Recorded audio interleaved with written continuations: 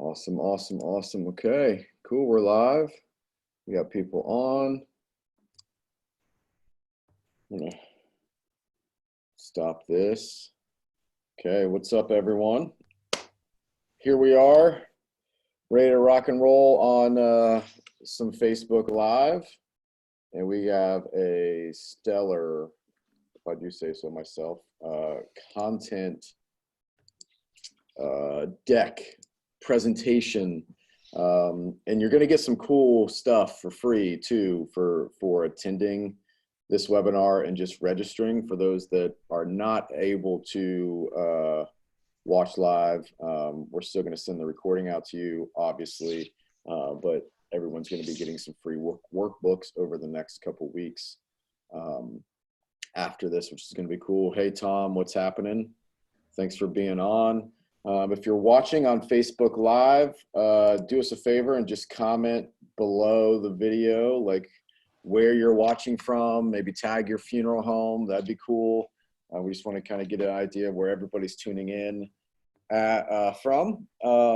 So I'll give you a quick rundown. We're going to go through a pretty sweet deck with great information on how funeral homes and cemeteries can be currently kind of marketing during a pandemic, and what should we be doing kind of looking ahead? How does marketing change going forward given the what's happening right now? So a lot of good content. Again, if you registered or you got to pop off halfway through this, no worries. We're going to be sending out the recording after it's over.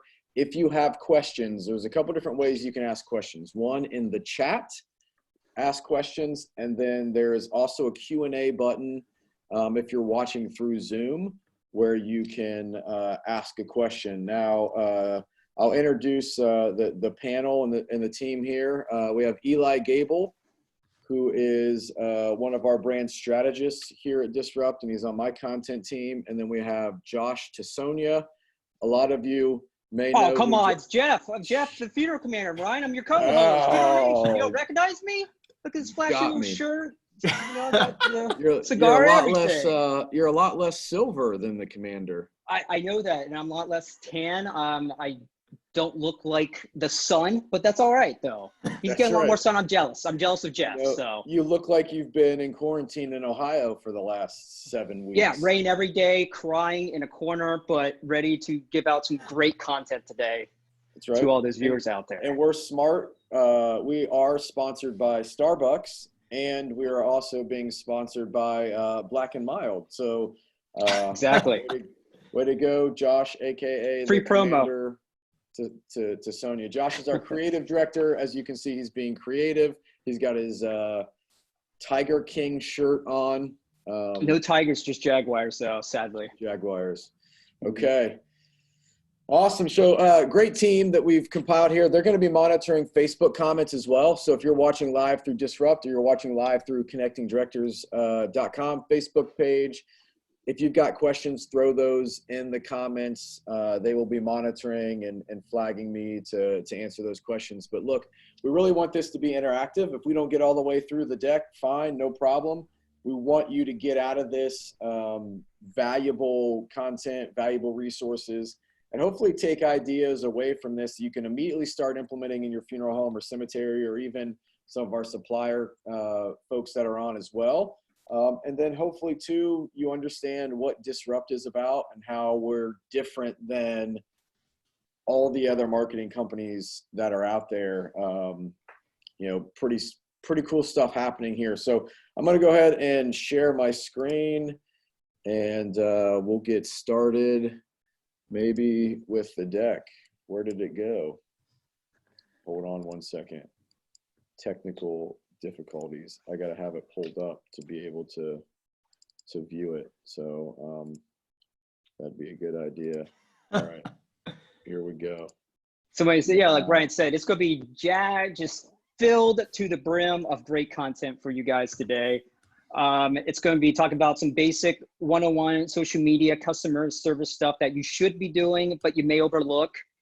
And then we're getting into the weeds with some content ideas that you can be implementing right now on your content calendars for your social coming up with great holidays like Mother's Day, which is a huge holiday for, well, mothers in general, but also for your funeral home, getting out there and really celebrating all those mothers that help everyone out. And then Father's Day as well. And I'm going to throw in, go ahead and start putting in those questions in the Q&A. Like, we want to go ahead and get those going so that we can see where you guys are at. That way we can talk about the things that matter the most to you guys actually watching this right now. Let's make it happen. All right. So, Eli, are you watching the feeds? Are we good? Is the screen being shared? We are good. The screen is being shared. People are on Facebook as well. So, all right, cool. Here we go. All right. So, smart empathic marketing for funeral homes and cemeteries during and after a crisis. So, quickly, like who we are.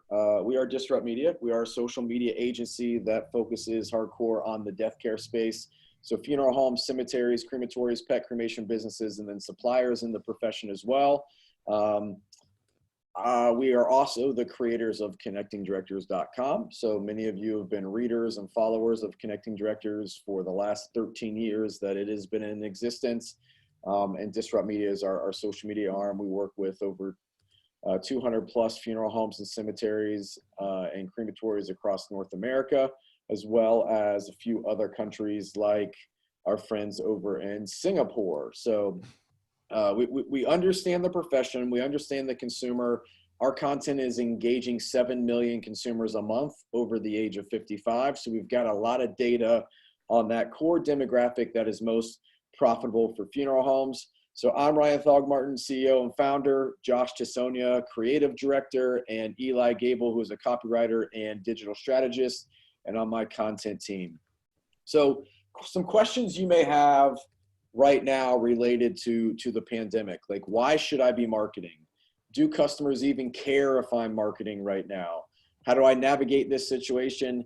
Best practices for social media during a crisis, actionable content ideas for a funeral home, and tactics and investments for future growth. We're going to cover all of these things over the next 45 minutes that are going to be really valuable. We're going to show you some examples of content. We're going to talk about why video content right now and ongoing is so valuable, give you some data to back up what we say. And I want to kind of preset, we are a very heavy data analytic driven company. Everything that we do is mapped to the data that we can extract out of Facebook from content. So real numbers, real content that are our own data that our analytics are pulling out of the content that we're creating. So why is social media such a big focal point in conversation right now? And if any of you, I know there's some of you that I've gotten emails from that we're going to attend this webinar, but you were also on our Funeral Unconference that we hosted a few weeks ago. And we talked a lot about how right now, social media is the only direct connection that funeral homes have to your communities. And as we've shifted through really the last 6 weeks, back in March when everything kind of flipped on its head, gatherings were limited, gatherings were completely wiped out, period. Gatherings are 10 people. Like every state's kind of experienced their own thing at one point or the other. Now we're kind of all in the same place. Most states are in that shelter and home, and gatherings have been extremely, extremely limited. You don't have that direct connection with the face-to-face with families anymore, or people coming in and out of the funeral home where you're getting to create relationships with other people in your community. So social has become the outlet for you to talk about those gatherings, talk about the restrictions, how you're still serving families. Are you making virtual arrangements? There's a lot of information that needs to go out, and social has been the way that funeral homes have been able to do that. And that comes because of the value and where the consumer has gone. Now, if you've watched past webinars, we talk about that 45 and older demographic that's most profitable to funeral homes, and how 75% of that demographic are daily active users of Facebook. So right off the bat, that's one reason you absolutely no-brainer should be engaged in social, is because that core demographic that you need to reach, 75% of them are on Facebook every single day, and we know exactly how to get in front of them. Like, it's such a no-brainer to be engaging there. Now, there's misconceptions of how you should be engaging. Listen, if you're one of the funeral homes that have been, or cemeteries that have been automating social media content, meaning that you're paying for generic grief and inspirational posts because it's cheap. Maybe it's $2 a day. Maybe it is someone's giving you content because it's $99, or you're signed up with their pre-need program, so they're giving you free generic content that's going to drive you leads. If you have been automating social media, you have completely missed out on the opportunity to engage your community at such a high level and have conversations right now, because you've put things on autopilot and completely disregarded the current situation that we're in. So your marketing hasn't adjusted, and if you're automating, you can't adjust because things are paid for and it's just like click a button and it's done for you. That is not working. So some consumer behavior shifts right now. This is directly from our partnership with Facebook. 44% increase in people watching movies at home, 44% increase in people going online, 39% increase in the streaming of videos. This is the big one, a 35% increase in the time spent using social media. That is huge right now, especially if 75% of that core audience that's most profitable for you was on Facebook every single day prior. Now that audience has increased the amount of time they're online 35% since this pandemic started. So big opportunity to be at the forefront and engaging those consumers. Now, do consumers really want to engage with funeral homes during this time? Look at this, since March 11th. So since this was declared a worldwide pandemic, since March 11th, funeral home and cemetery Facebook pages have experienced a 13% increase in engagement and a 26% increase in messages sent to the page, meaning private messages, one-on-one, consumer to funeral home to cemetery to crematory, have increased 26%. The consumer absolutely wants to engage with funeral homes if you're providing valuable content and giving them the opportunity to engage. If you're automating content and it's just everyday grief and inspirational and content that says, hey, social security here, like, that's not moving the needle. You're missing the opportunity to connect at a much deeper level with the consumer. All right, so I want to address a question real quick. We have from Brian. What is your background in the funeral business, if any? How did you get involved in the industry? So just a preset, I don't have family that own a funeral home. I didn't grow up in the funeral business.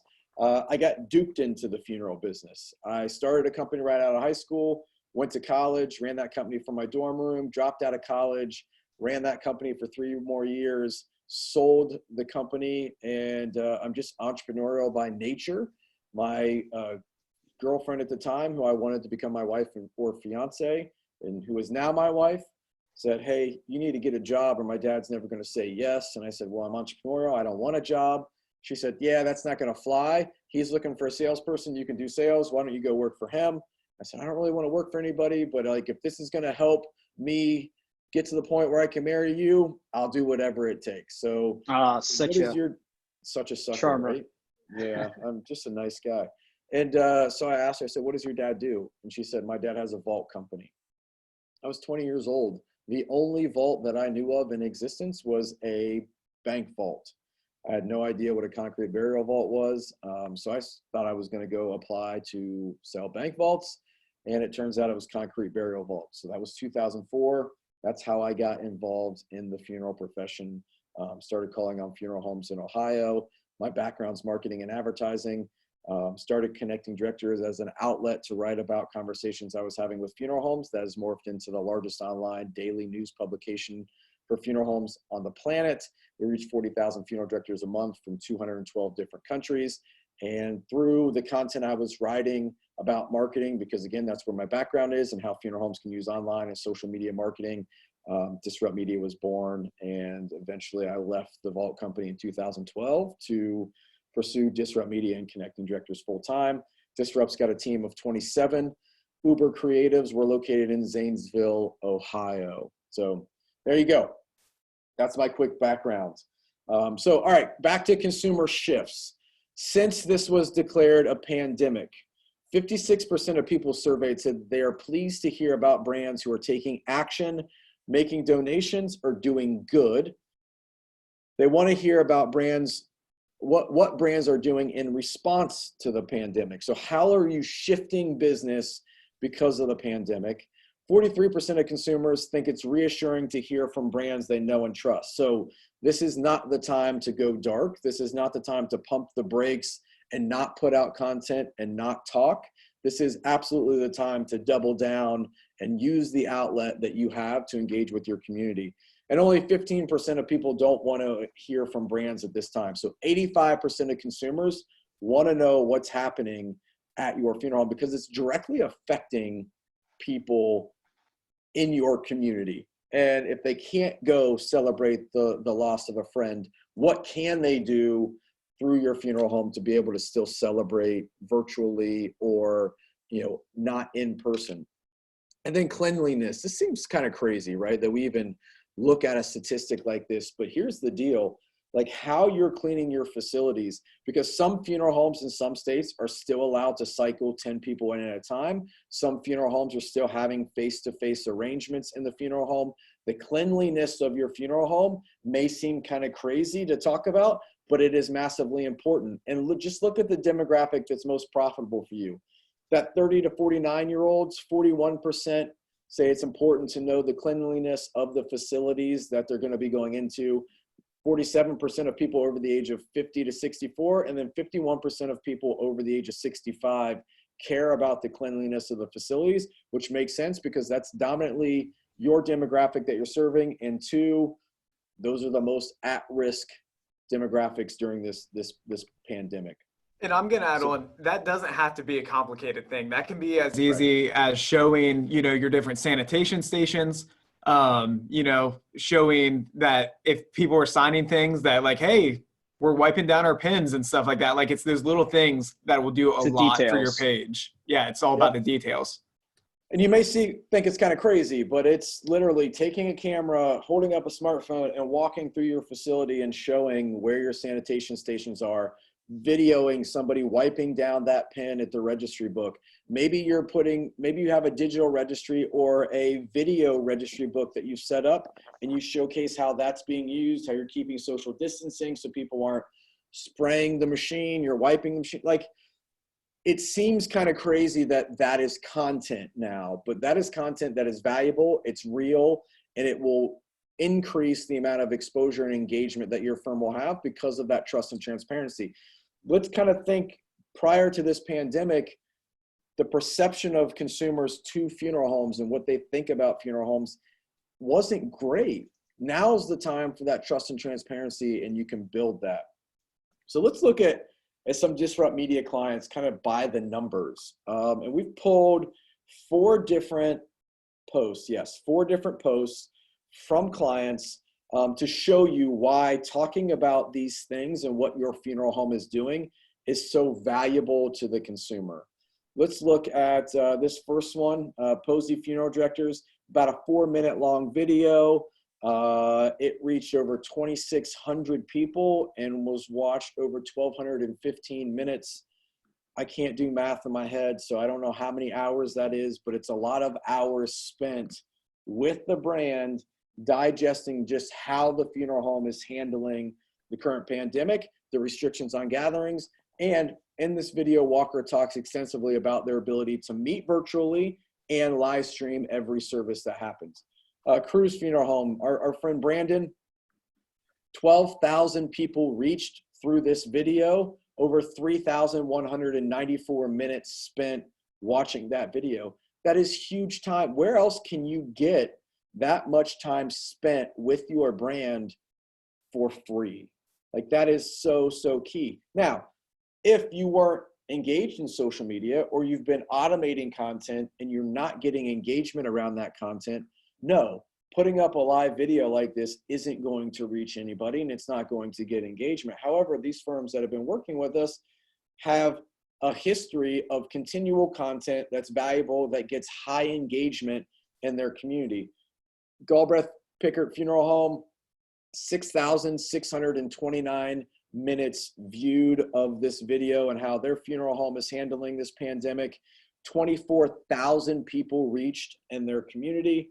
And then this post by Dijon, this isn't even a video, this is how they're partnering with the local Catholic school and a fundraiser that they are doing for the nuns at that school.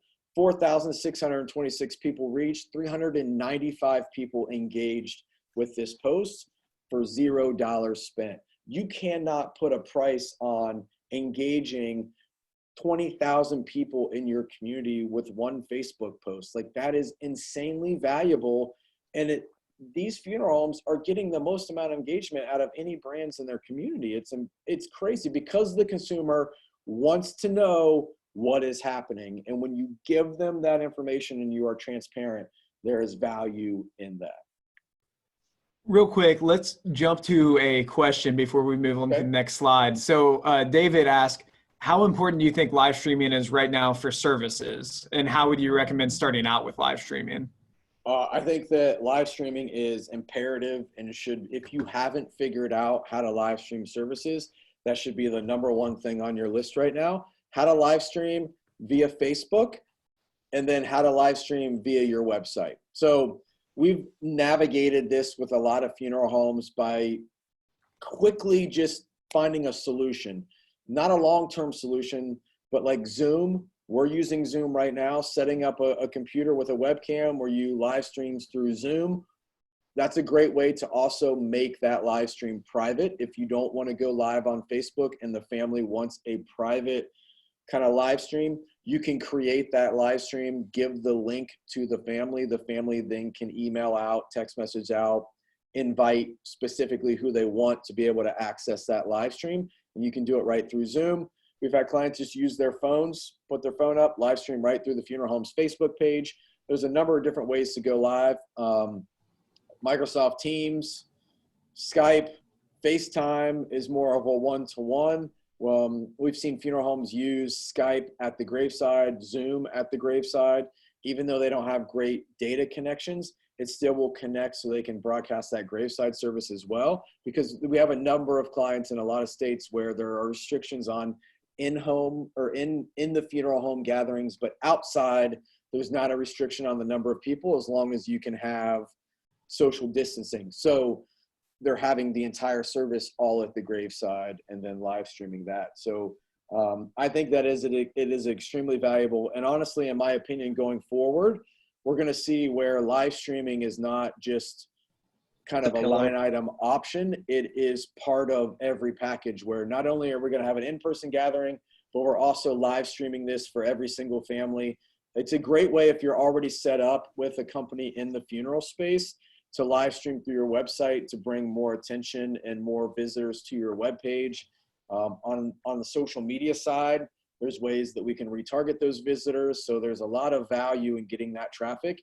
Some of the companies that are offering live streaming, I mean, I'm not going to be able to rattle them all off, but Tukios and Legacy.com have partnered to offer a live streaming solution. If you use those companies, Funeral One, Frontrunner, Funeral Screen, Funeral View, Sympathy net, so sympathy.net. There are just a number of live streaming options that are out there that will let you connect to your website and live stream that way. But I think that if you are not offering live streaming as a free option at the moment, you absolutely need to. And then ongoing, you need to find a long-term solution. And a long-term solution is actually being able to live stream right to your funeral home website and bringing all that traffic into your funeral home, as well as being able to duplicate that on a Facebook live stream where you can, if the family will allow it to be public, you can get some juice from those viewers on Facebook Live as well.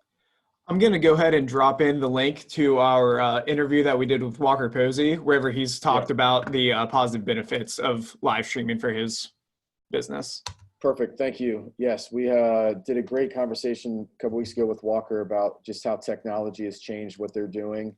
And that's super, super valuable. So thanks, Eli, for throwing that in there. All right. So lead with empathy. I don't know that we even have to say this, but here's the deal. Like, your community wants to hear from you, but they want to know specifically the actions you're taking, not necessarily what your political or opinion views are on the current situation. They don't want your kind of hot take of, this is how I feel about the pandemic. They want to know what actions you're taking. So lead with empathy, be simple, be straightforward, be supportive. Like, funeral directors are some of the most naturally empathetic people that I've ever met. So empathy kind of exudes through you anyways. You're just carrying who you are through your online engagements. But people don't care about your opinions. They care about the actions and what you're actually doing. So keep it simple. These don't have to be 15-minute explanations. They just need to showcase what it is the consumer cares about. Be straightforward. If you don't know, then you don't know. It's okay. You know how many of our clients have emailed and said, hey, we're thinking about this. What are your thoughts? How could we incorporate it? Where I've had to say, you know what? I'm not really sure. Let's hop on a call and then let's hash it out together and make a pros con list and go forward. So not knowing the answer is okay, but be straightforward with that. And then also be supportive with that consumer. I think that we are, when we look at kind of how gatherings are taking place and families are kind of forced not to be able to have, that comfort of friends and family around them during this time at a funeral home, where a lot of healing takes place in that receiving line, a lot of healing takes place in that gathering at the graveside. There's a lot of things that families aren't able to do right now that I think long-term is going to create a grief and mental health issue. So how can you be supportive during this time with grief support and things that, what resources do you have available? We'll talk about virtual grief groups in a minute and how you can start implementing some of those things as well. But it's important to kind of take a step back, a 10,000-foot view, and kind of look at your firm right now or your cemetery or your business in general and go, okay, how do we need to adjust our marketing? And, a lot of funeral homes and a lot of funeral businesses in the death care space started planning what they were going to do marketing wise in 2020 back in October and November of last year. Guess what? Things are massively different right now than they were 6 months ago. So if you haven't gone back and looked at your kind of marketing calendar or the things that you have planned out and made adjustments, you absolutely need to, because we're not getting back to normal. There's going to be a new normal. And right now, during what is currently normal, we're getting the consumer a taste of how virtual funerals can happen. That's not going to go away. So looking at your marketing calendars coming up and some of the things that you should discuss, immediately decide what needs to be paused. Like what kind of push, if you were going to do a community-wide butterfly release for Mother's Day where people come to your funeral home or your cemetery and gather and you do a butterfly release, guess what needs to change? That content. You're not going to be able to get all those people together to do the butterfly release. So maybe now it's changing that content to be virtual and you're going to video the butterfly release. There's things that need to change and need to pause. If you had a hardcore pre-need campaign and mailers that have been going out over the last 4 or 5 weeks, those probably needed to be paused. We're now getting into where we can start talking about pre-planning, but not in the way that we traditionally would talk about pre-planning. There needs to be some adjustment. And this is a great time to talk about pre-need, but it's got to be tactful, it's got to be empathetic, and it absolutely can lead to sales if done the right way and navigating through that. What takes priority, or do you need to pivot? Generic content. Like if you were just pumping out generic content, you're paying for that $2 a day grief and inspirational crap. It's not doing anything for your funeral home. It's not addressing the need of the consumer. And I'm not saying that grief and inspirational content doesn't have a place ever in your marketing, because it does, but there's right places to drop that content, where if you're surrounding it with a great organic strategy, it's going to make it more valuable and part of the conversation. So you need to pause that generic content. Right now is not the time to talk about grief and rainbows and butterflies. Right now is the time to talk about the real situation and how you're supporting families through this time period. Definitely consider paid ads, whether that's Facebook, Instagram, search engine optimization content, Google AdWords. So there's like a shift, right? A lot of brands have paused their Facebook ad campaign. So if you look at, some of the largest spenders on Facebook are retail and food businesses. Both of those industries have been heavily impacted by closures and shutdowns, where the money that was being pumped into Facebook has stopped.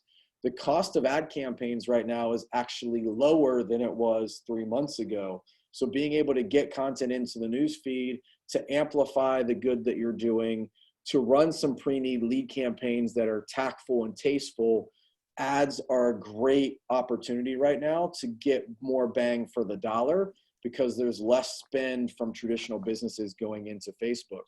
New And let's forms think of about, payment.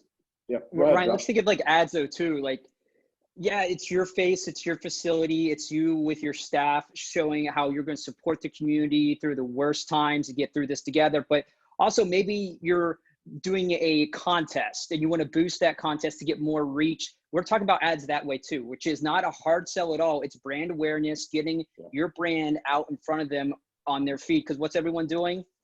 Looking at their phone constantly. That's all we're doing. So when we're saying ads are going to be brand awareness. Just, hey, how are you? We can help you whatever time. Just call us here, talk to us. We can help out however you can, and teaming up with other businesses as well. So when we say ads, it's not hard sells. It's just getting your name out there and then just working them down the funnel from there. Absolutely. And one of my favorite ad campaigns that we're running right now is we have a client that every Tuesday goes live on their Facebook page, where they are just answering questions that consumers have. And it's so cool because we throw a few bucks behind it in a Facebook ad campaign, maybe a couple $100 a month. Hundreds of people in the community get on those lives and ask questions. Now he's developing relationships with families they haven't served in the past, families that have gone to other funeral homes and competitors that are now coming under their umbrella. And all this goes back to kind of some of the data that we know from NFDA's consumer survey, that 90.4% of consumers shop 0 to 1 funeral home when making arrangements. And the top 2 reasons that those families chose the funeral home that they did were proximity to that funeral home and relationship with that funeral home. So if you can create content that's bringing that consumer into your funnel and you're giving them value and they're establishing a relationship through engagement, there's a higher probability that that family is staying with you long-term, because they've now established a relationship. And if you can continue to create the right content that keeps them engaging, it's a 90.4% chance that that family is going to be yours, simply from the relationship that you've established through content engagement. New forms of payment. This is an interesting one, and a lot of our clients have gone through this over the last 6 weeks, where they were not working with funding companies up to this point, where now cash flow with families is lower than it's been. I forget the statistics. Where the spend's going to be lower as well too, because they're not going to be. Right. They don't know where they're going to be 6 months from now, so they're not going to be right. getting the fanciest of fancy. There's reserves there. A lot of them are probably laid off and have lost their job. So cash flow is not at a premium. So offering monthly payment plans, offering just financial options that ease that burden. If you're offering those things, or you're looking at it from a perspective of, how do I start bringing on these companies to be able to offer those things? Now's a great time to do that. Lending USA, C&J Financial, assignment funding. If you're not using these companies, you should look at that, because it can ease the burden and make that conversation easier for the families that you're serving to have. And then this is a great time to do a digital audit. And what that means is kind of step back and look at, what are you doing right now digitally? Are you taking advantage of email marketing, social media marketing?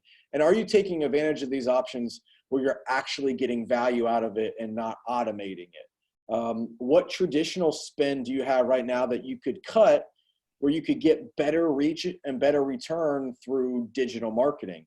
So we're going to give everyone following this webinar access to download a digital audit workbook that we've created, a free PDF that will walk you through kind of looking at your firm, your cemetery, your business, and understanding where you can put more money, how you cut things that aren't working, but really kind of lay out how you can go through a full digital audit and understand what you're doing marketing wise, social, through digital, and where you can increase what you're doing to get better returns and better reach. So that's going to be a PDF that we send you a link to download following this webinar. All right, evaluate your visuals and messaging. This is a big one. And then again, if you're working with a company where you're automating generic content, or you're even going in and picking from already created generic content that goes out, you're opening yourself up to vulnerability, because that's an automated message that you're not really controlling. And the visuals were already created and the messaging was already created for that 3 months ago, 6 months ago, and not in real time. So it's not addressing the concerns. Some of the things need to change, like showing visuals of crowds or people touching. That is not a thing. Talking about how your word is as good as your handshake. We can't use the word handshake right now, or showing people handshaking. We had a client send us some marketing material from a competitor early this week that they were putting out some sales tools through Facebook that showed people shaking hands.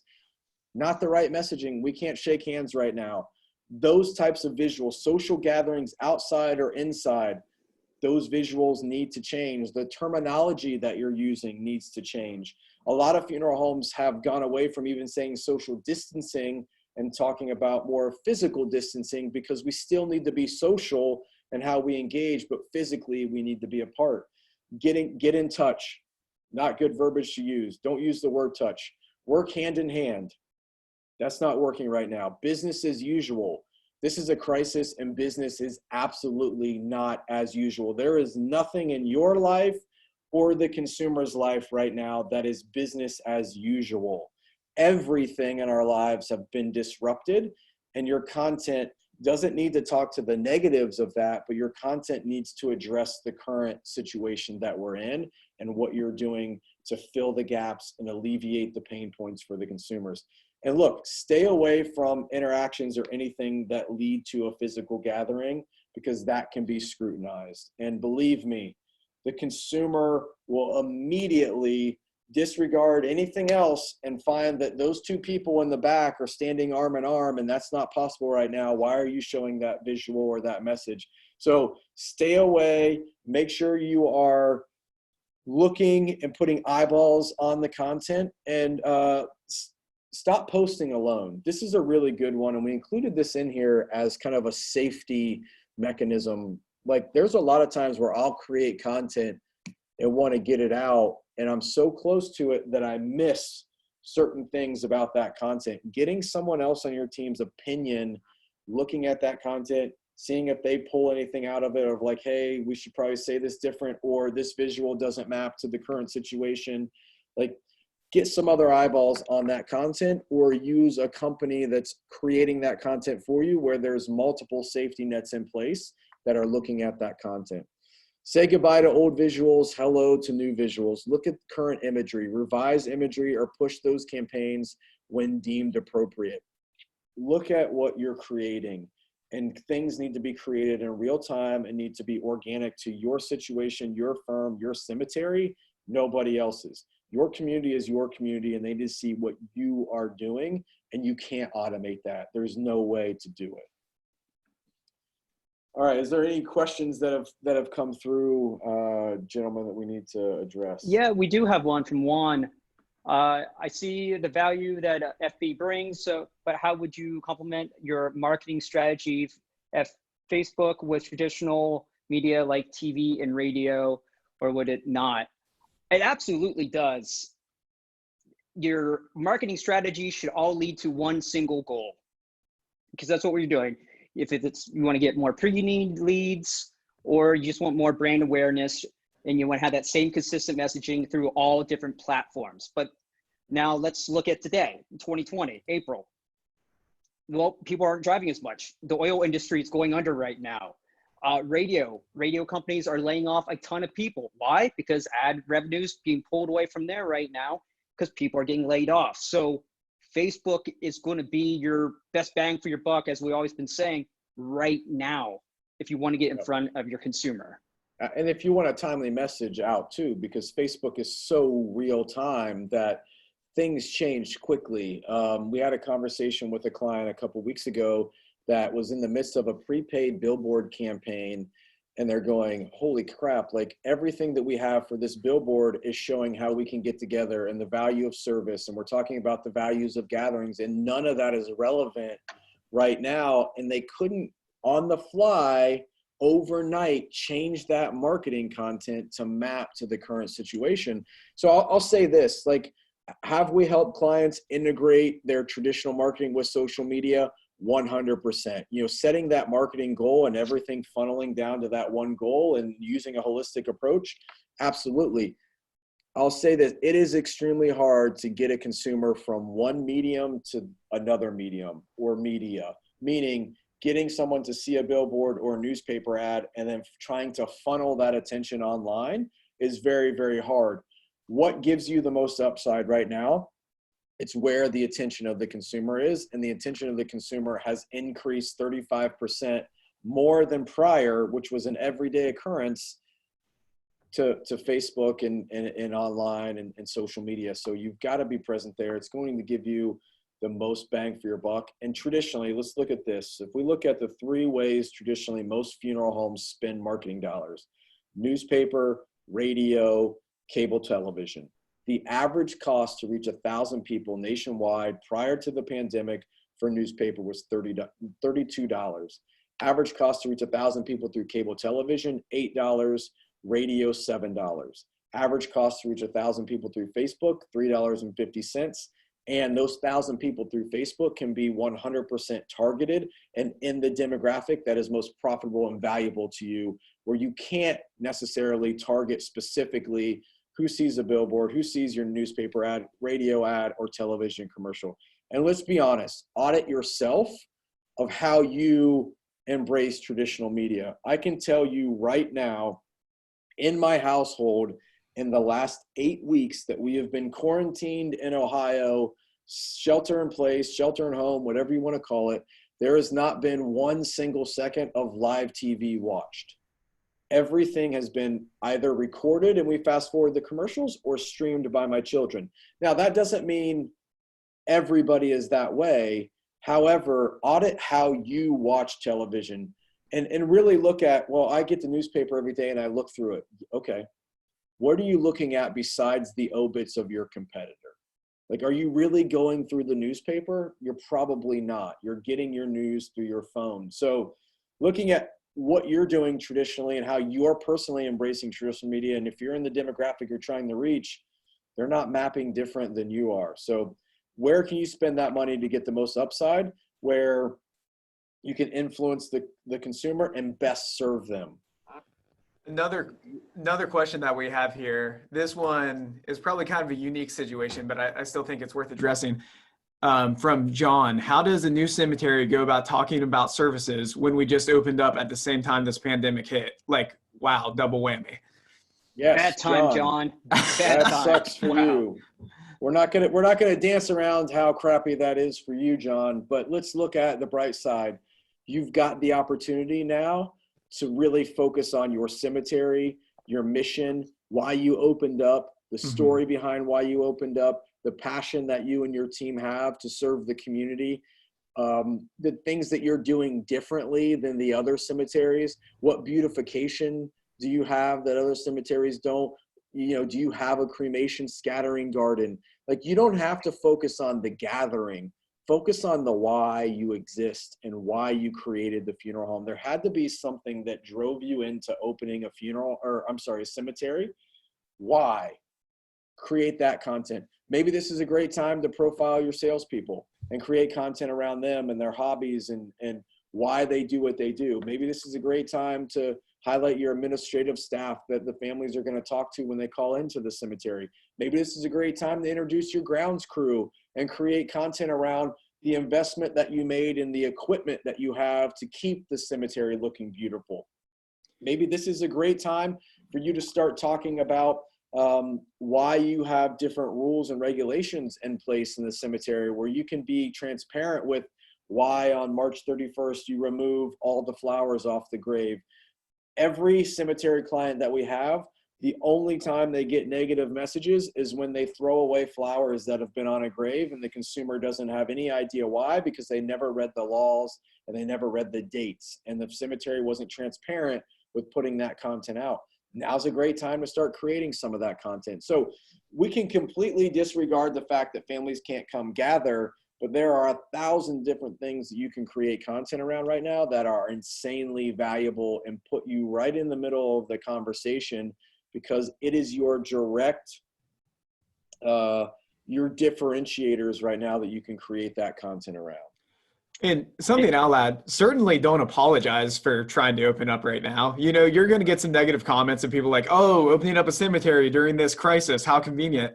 You're trying to serve your community. That's nothing to be ashamed of. You know, own that, own the fact that you're trying to do something for this community. And yeah, there's no reason to apologize for that. That's right. And we Don't got let one the more 300 question. positive responses get drowned out because there's one negative person out there. That's going to happen. Yeah. And let's just go ahead and knock this one question out right here. Okay. Anonymous asks, do you think it's acceptable to post national holidays and events? For example, National Dog Day, National Pet Day, or even Mother's Day. Do you think anyone would even care to see those?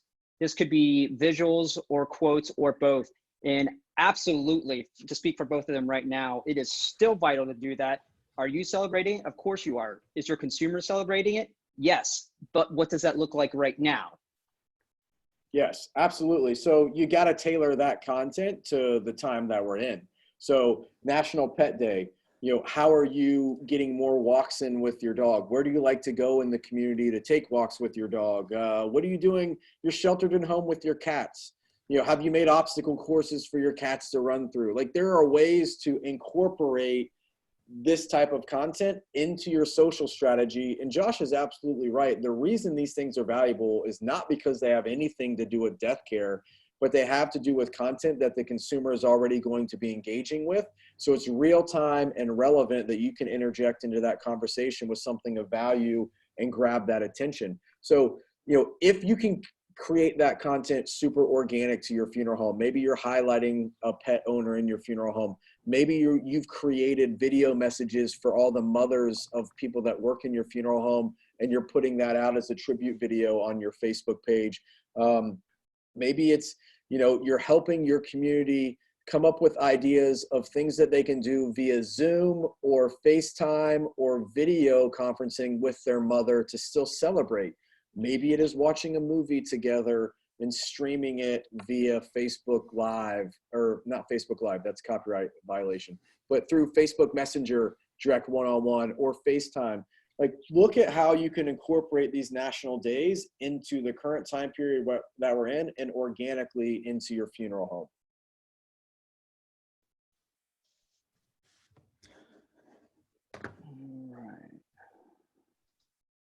Okay, so that question is a follow-up. The biggest thing we're getting from it, though, is that our clients are making posts about it and thanking us in the process. Absolutely. When you can engage and give ways for your customer to appreciate and celebrate, whether it's their dog, their mom, a national day that they care about. Like, today is National Admin Assistant Day, Administrative Assistant Day. This was a great time to highlight those administrative assistants that work in your funeral home or cemetery or in your business. Like, could you have created a thank you video for them and went around and had every single employee that interacts with that administrative assistance on a day-to-day basis say something nice about them, and then you post that as a surprise, or you give that to them on a thumb drive as a surprise? Those are the things that we're incorporating with our clients, and ideas that we're feeding to our clients so they can embrace these things that are going to be celebrated nationally. How do we get into the conversation and make it beneficial but organic to that business, that funeral home, that cemetery? Thanks, Anonymous, for being on. Yes, we will be sending out the recording. It should go out later this afternoon when Zoom makes it available to us. We'll send the link out. And it'll also be on our Facebook page if they want to watch it there. It'll live on demand on Facebook and Disrupt Media's Facebook and Connecting Directors Facebook. All right, on with the presentation. Back to the basics. Let's keep social media and let's keep it flowing. So when this pandemic first kind of came to be, we had funeral homes that were like, pump the brakes. We need to go dark. We don't need to be visible. This is a bad time. We're going to shut up shop. We literally had 2 clients that said, hey, we're turning the lights off and we're going home. They realized 5 days later that was an insanely bad move, because now their competitors are getting the attention. Business doesn't stop. whether you're a funeral home or not, it is not taboo to talk about what you're doing and still market. You're not marketing because of the pandemic. You're marketing because you are a business and you need to stay open. Addressing the pandemic in your marketing is what makes it relevant. So we have a stock kind of reply that we've created for when the consumer has something to say about a funeral home currently marketing or putting out content. And it's not, we've had to use that 3 times over the last 8 weeks with 200 plus clients. So it's not a big problem, but you got to stay marketing. So how do you keep marketing and creating content for everything? Showing your process. This is interesting. We had a conversation with one of our clients that is in Washington State. Washington State was one of the first kind of hot spots in the United States. And the funeral director, when we were talking, said, like, our processes for everything have changed. He said, down to when we would go make a removal in the hospital, we'd throw that sheet down on the counter. I'd grab the pen from the nurse. I'd fill it out. She'd sign it. I'd sign it, and we'd go on our way. That simple process, I can't throw that sheet down on the counter. I can't grab her pen. I'm having to bring my own pen. We're having to sanitize the pens. We're having to sanitize the counter if we do put the paper down. Like, those processes have changed. That removal process has changed.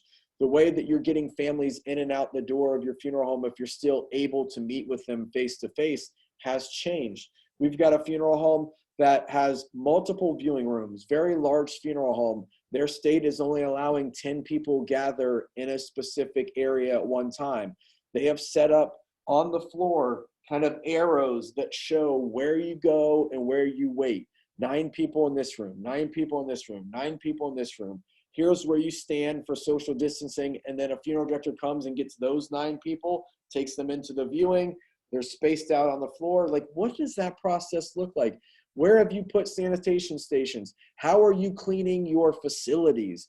Do you have a company that's coming in that's using the electromagnetic, I don't know what they're called. They're electromagnetic cleaning machines that, everyone is talking about right now from a commercial cleaning level. What are you doing? What is that process? Your consumer cares, and it's great to show. How are you? And they're going to demand too.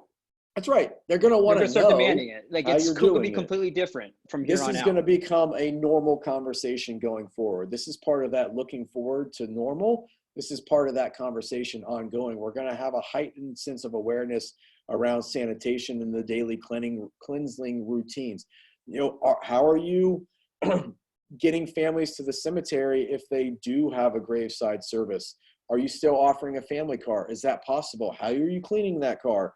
How are you handling meeting clients? Maybe families don't want to come into the funeral home and sit face to face. So how are you handling Zoom, phone calls, virtual arrangements? What are you using? How does that process work? Being upfront with that. How are you handling up pickups of cremated remains? We talked to one funeral home who said, look, the family calls when they get in the parking lot. We bring the urn out. We have a stand that we're sitting the urn on. We call the family back, let them know the urn's outside the door. The family comes up, they pick up the urn, no contact. We keep social distancing or physical distancing. Like, what does that process look like? Prepare your community as much as possible. Now, we did get one question from a client. It's like, well, if I create all this content, I'm just giving the playbook for my competitor to do it. Listen, at the end of the day, can your competitor copy everything that you're doing? Yes. But if they weren't engaged in social before and have built an audience, nobody is seeing that, and it doesn't matter. And they're not going to continue it long-term. So it doesn't really matter. Like, you are the innovator. You're the one that's up front first. Everybody else is just imitating. So be the first, be the most transparent, and be the most humanized. And you got to keep posting content. Do you need content every single day? Absolutely not. It's absolutely quality over quantity, but out of sight, out of mind. You need to keep that routine. You need to stay top of mind. Discover posting times that work best for your audience. Like, this is something that we do for our clients. We're running analytics. We know the days of the week and the times of the day that are best to post for them to get the most organic reach. And guess what? It's not uniform. It's like, you can Google it, and there's going to be suggested times on 1,000 different websites that are going to say, hey, post this time for this type of audience. It is different for every client. and we use software that analyzes when we post, and you got to test different times, and you got to test the reach and the quality of the engagement.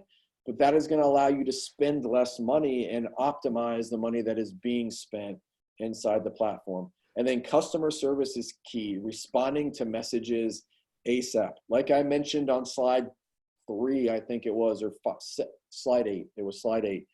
The increase in messages has gone up 26% during this pandemic to funeral home and cemetery Facebook pages.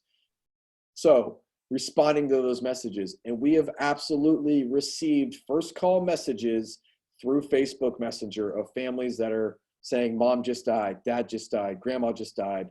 What do we do? If you're not responding right away and having somebody monitor that 24/7, you're missing that opportunity. Our average response time is less than 15 minutes. The consumer expects a response within an hour. Most businesses are relying on an 8-hour time window to respond. The faster you can respond and get to that consumer as soon as possible is key in that relationship and how you're servicing them from a customer service level. All right, I saw a few questions pop up here. We got a couple things. Before we jump into the question, I just want to highlight Mark here, who we were talking about quality content. He said, we started a bi-weekly live Facebook chat with local officials in our community to share what they are doing.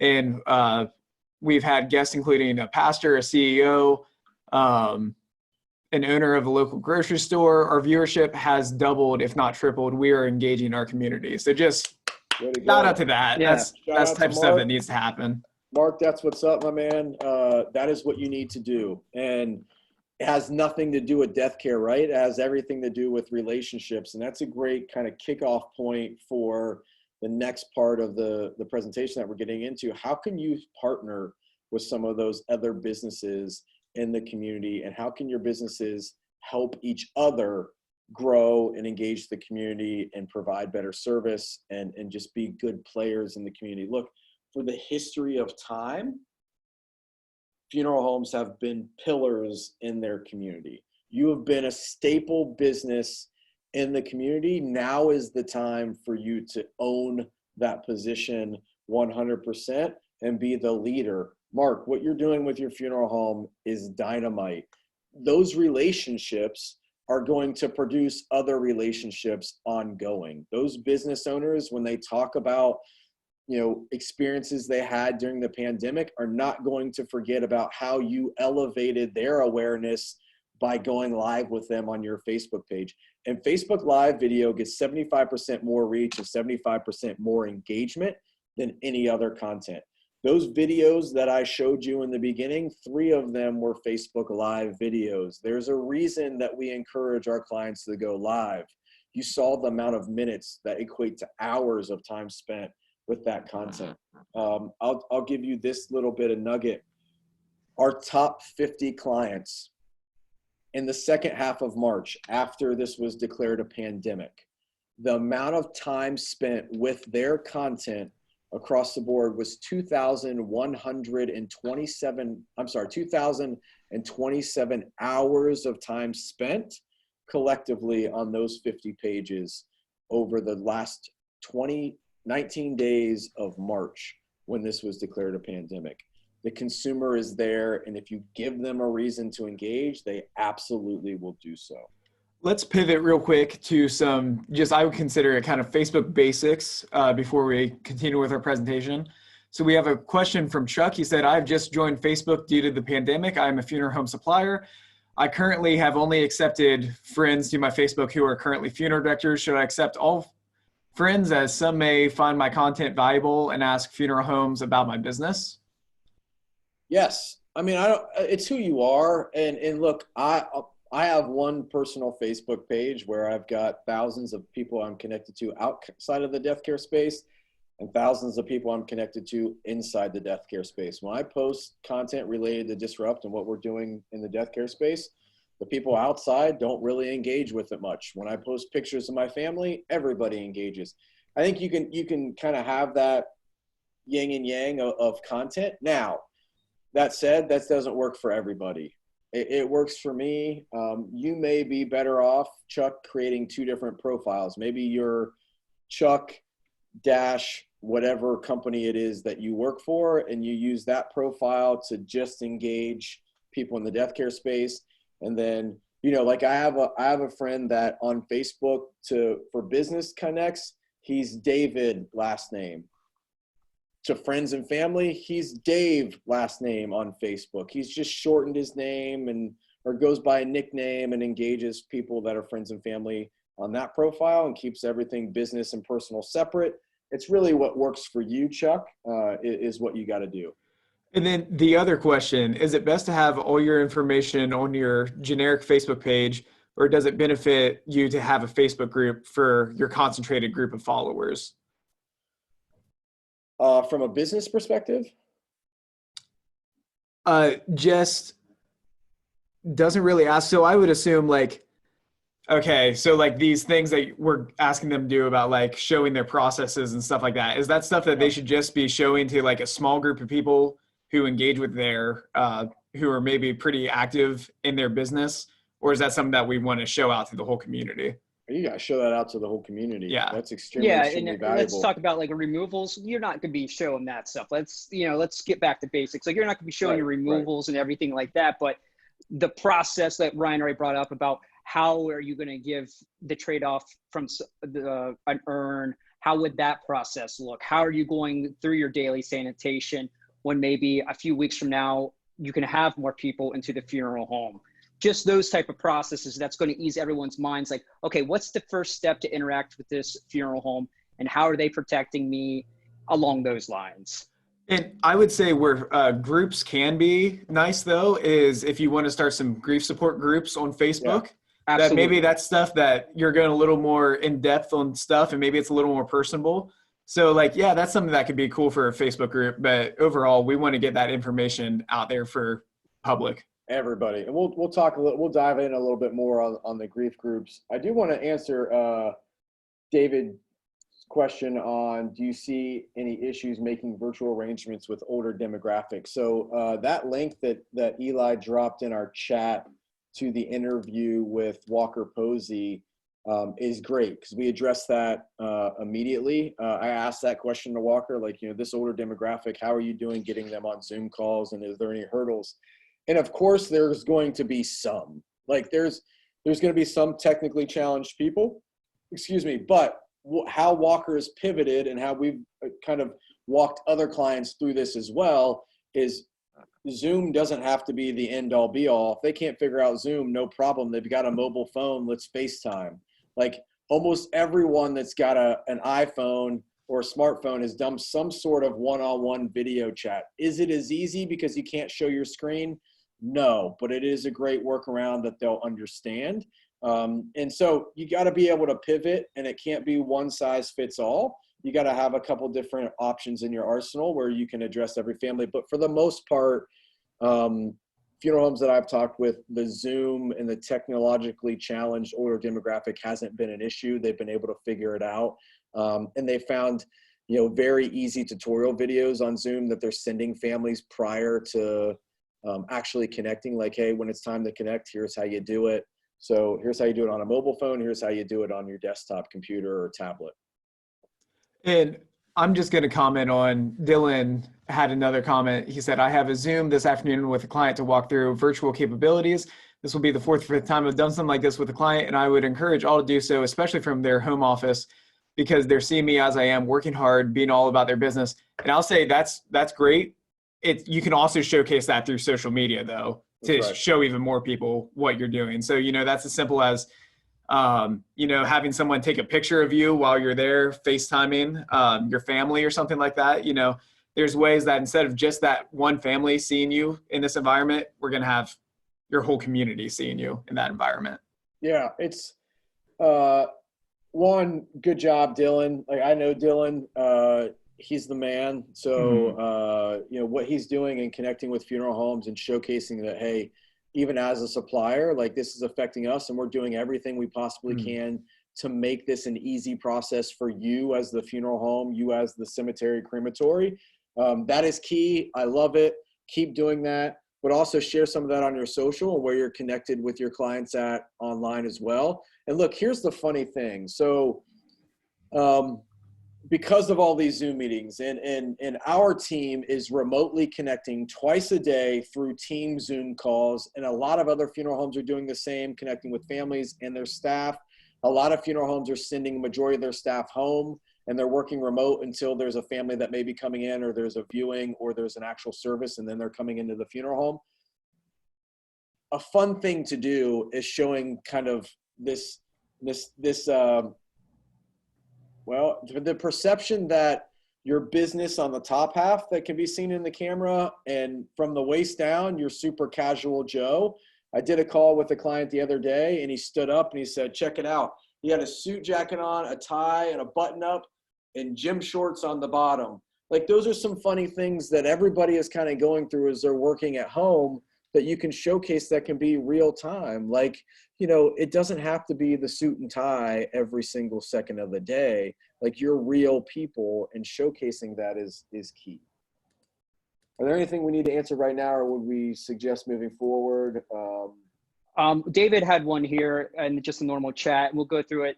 He's talking about security concerns with Zoom. What other options do we have? And we've gone through a little bit. Google Hangouts right now is paid, but you got Zoom, also Skype. But Zoom has fixed a lot of the security issues over the last few weeks because of the rampant use. So they've had a lot of updates of really beefing up the security issues on that as well too. GoToMeeting also, Microsoft Teams is going to be. Me is one. Join so me, a ton of different options Teams. In there. Yeah, if you don't want to use Zoom, don't use Zoom. I will say, from personal usage, in my opinion, Zoom is the easiest to use over Google Hangouts, because the person has to have Google Chrome to use it. Microsoft Teams, Join Me, GoToMeeting. I still think Zoom is the easiest. You can also it's the most reliable. Yes, absolutely. You can also use some messaging software too. Like there's messaging components that will allow you to do group phone calls and things as well that are free. At the end of the day, if we really cared all that much about security, we probably wouldn't even be logged onto this webinar. Like, we wouldn't be on social media or use email or use a cell phone. So we use Zoom with our company. We haven't noticed any security breaches or anything like that. I did just read an article that the SBA let go millions of small business data because of a security issue with their loan application process. So you're not going to get around it. But there are other options if you have a concern with Zoom.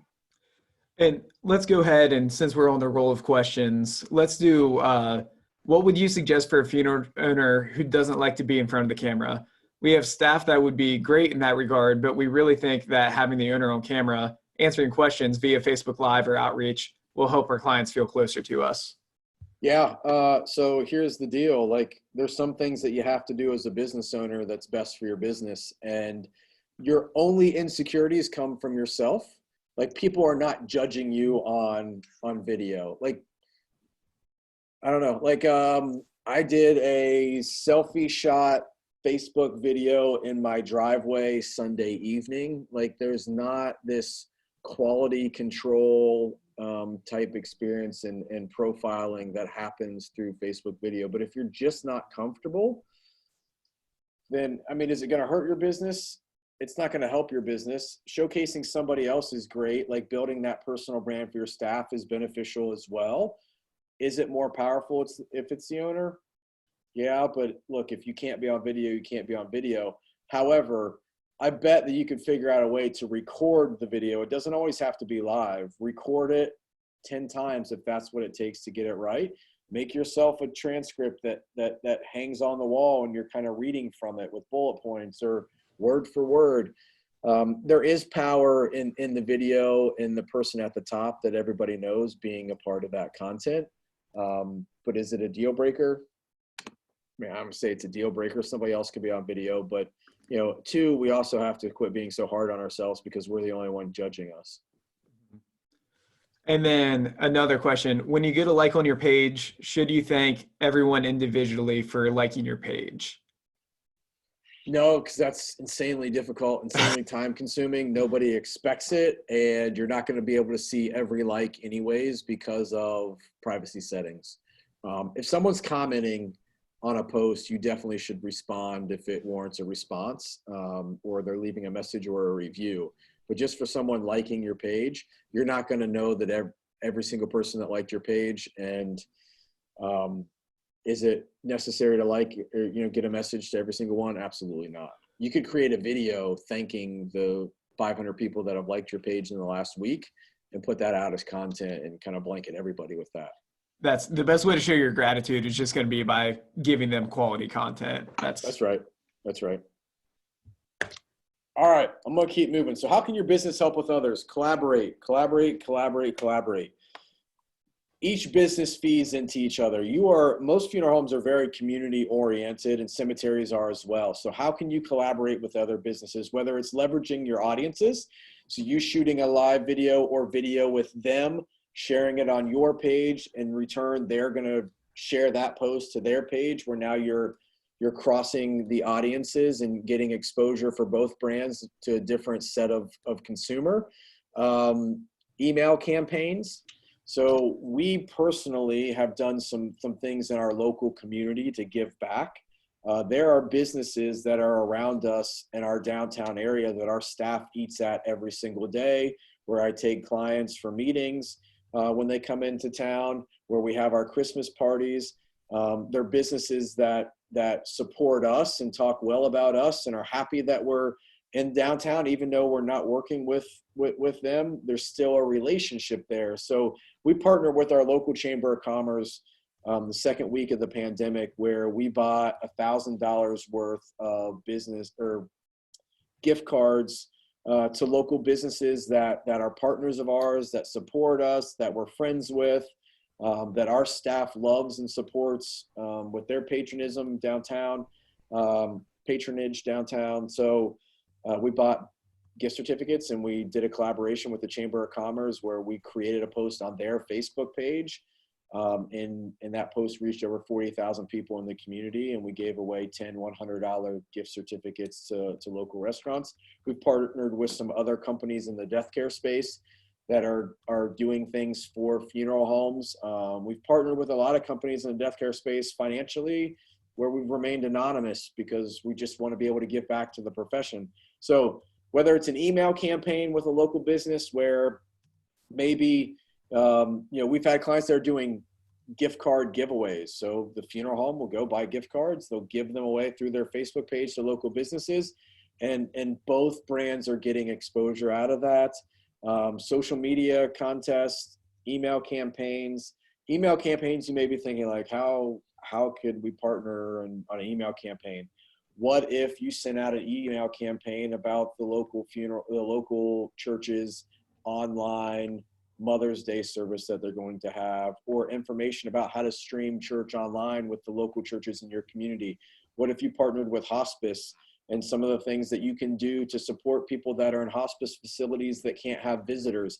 Maybe you orchestrate a drive-by where you go, you let the hospice center know that you're going to have about 60 cars that are driving by and going under the awning of the front door of the nursing home. So get everybody in the nursing home in the front room, because you're going to be honking and waving and, just doing something to say hi to those people that are missing family because family can't get into the nursing home. Like, there are so many things that you can do that will build engagement for your brand, give back, and help you connect with other brands and build relationships.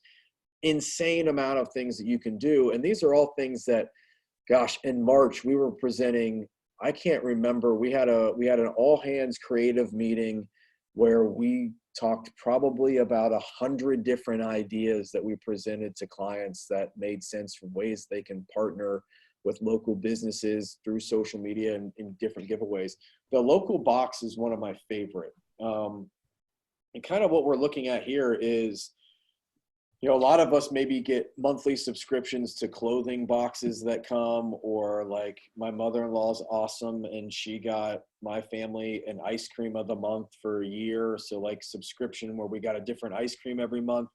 Like, what if you went to local businesses and you put together this box of, you know, maybe it's a discount cards, maybe it's gift certificates, maybe it is just a free product that that business offers to get them exposure, and you hold a contest on your Facebook page to give that away. Maybe it's all centered around grief. Maybe you pull, you know, every funeral home and cemetery are partnered with people that have grief content and are grief specialists in the funeral space. Maybe you're partnering with them to give away resources to somebody in your community that needs that grief resource. There are so many things that you can do. You know, you get takeout at a local business and you take a picture of that takeout and your staff eating it back at the funeral home. Tag that local business. You're both getting social power from that and exposure. Man, like right now is so opportune for you to do great things in your community. And look, there's things that you're going to want to do that you want to remain anonymous, and that is great, and do those things. But there's ways that you can partner with local organizations for food drives. We had a funeral home client that did a blood drive in their funeral home and partnered with the blood drive company, Red Cross, and showed that on their Facebook page. They showed the stations they had set up for social distancing. They created content around it, and they had a ton of people that came through their funeral home one at a time and donated blood. Like, there's things that you can do on a national, local, state level, organizations you can support. We could talk about this. This could be its own webinar, like ways that you can partner with local companies that are like-minded, or just local businesses where you both can get great social brand power out of those partnerships. Do good, support the community, and support those families that are supporting you. Help others selfishly. We're talking about exposure a lot. It doesn't have to be all about exposure, and there's things that you can do that aren't building benefit for you, but they're building benefit for somebody else. Keeping the community informed, using sources that are credible. Don't capitalize on the crisis. And what we mean by that is there's price gouging that's happening. Like, don't up your prices due to scarcity. Don't start charging thousands of dollars more for gatherings at a later point just so you can make back the money because the family didn't have the gathering right now. Like, you still have to be a good human being during this time. Show humility, show empathy.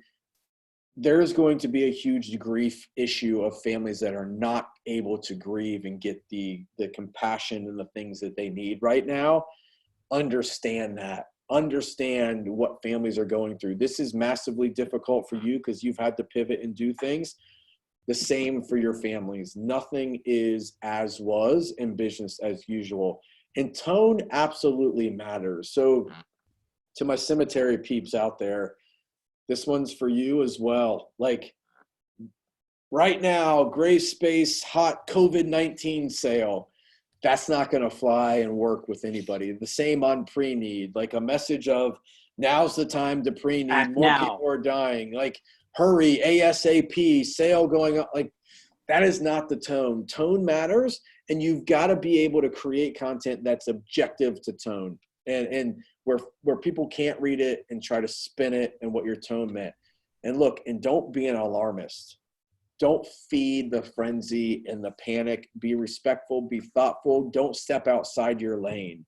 Your lane is to not give your lane is not giving your opinion on the pandemic and local decisions that government officials are making that affect you in gatherings and things. You just got to adapt and talk about how you're adjusting. Stay in your lane, what you know and what's specific to your brand and your business. Be respectful, be thoughtful when it comes to your language and your visuals. These are all things that have to be a heightened sense of awareness. And I wanted to point out also one thing real quick. Hillary, who was a client of ours, said that they did a virtual bingo and people loved it. Yes, a virtual bingo card on their Facebook page that listed some of the things that people are doing during the pandemic, like using hand sanitizer more than I've ever used it before, streaming everything on Netflix.